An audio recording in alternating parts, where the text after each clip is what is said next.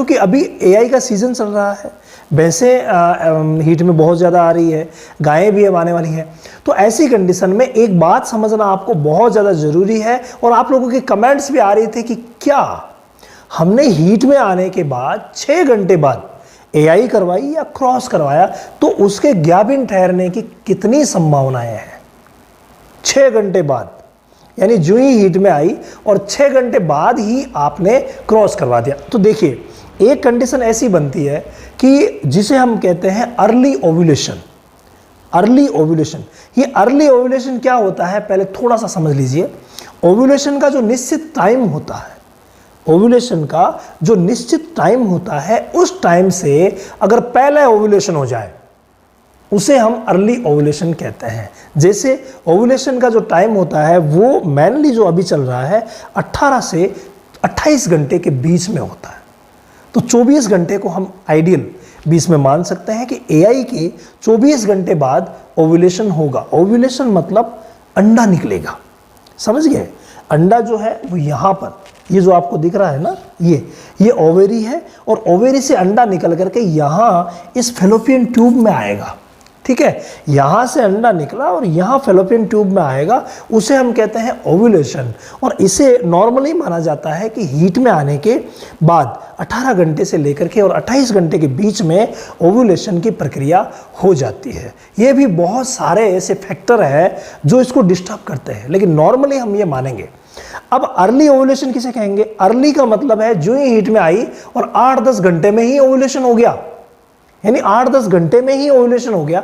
तो ऐसी कंडीशन में अर्ली ओव्यूलेशन उसे कहा जाता है। और अगर आपने इसी समय यानी हीट में आने के बाद आपने 6 घंटे में ही एआई करवा दी, तो 6 घंटे में आपने एआई करवा दी और आपने जो सीमन अंदर डाला है जिसके अंदर स्पर्म है, और वो जो स्पर्म है वो स्पर्म कितने समय तक जीवित रहेंगे, ये इस बात पर पूरा डिपेंड करेगा कि जो स्पर्म है वो कितने समय तक जीवित रहेंगे।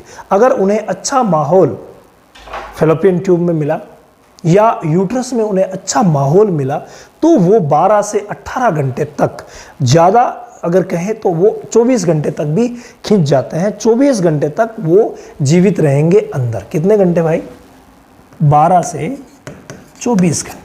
अब मान लीजिए अर्ली ओव्यूलेशन हुआ, तो अर्ली अगर ओव्यूलेशन होता है तो ऐसी कंडीशन में आपने हीट में आने के 6 घंटे बाद जो सीमन करवाया है, जो स्पर्म अंदर इंजेक्ट करवाया है, उस स्पर्म से ग्याबिन ठहर सकती है।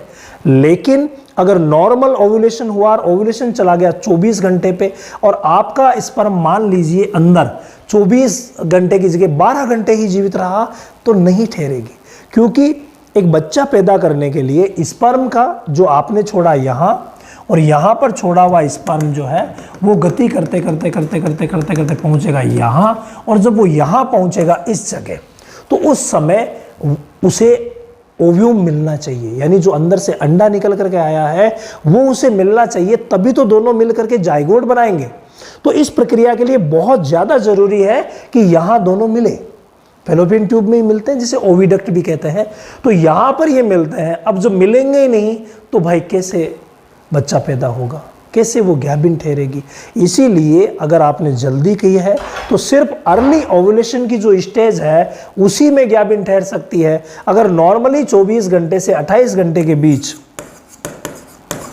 अगर मान लीजिए कि ओव्यूलेशन हुआ है तो आपका सीमन तो 28 घंटे तक रहेगा ही नहीं, तो फिर कैसे कंसीव करेगी। ये सारी चीज़ें जो मैंने जीवन काल बताया है ना, ये सारी चीज़ें जो है वो डिपेंड करती है कि यहाँ माहौल कैसा है, पीएच कितनी है, क्या कोई इन्फेक्शन तो नहीं है, क्या यहाँ पर पेरिस्टाल्टिक जो मूवमेंट चल रहे हैं वो यहाँ पर जो मूवमेंट है वो सही है क्या यहाँ पर जो डिस्चार्ज है वो सही है क्या। ये सारे फैक्टर जो है वो निर्धारित करते हैं कि आपका छोड़ा गया जो सीमन है जिसके अंदर स्पर्म है वो कितने समय तक अंदर जीवित रहेंगे।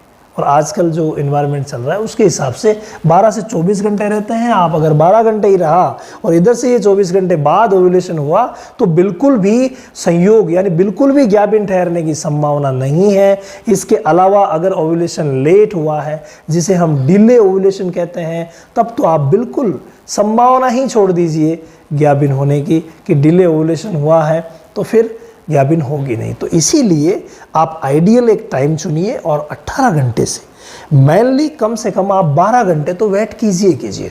तो 12 घंटे से 24 घंटे के बीच अगर आप एआई करवाते हैं तो उसमें कंसीव होने के चांसेस ज़्यादा रहते हैं।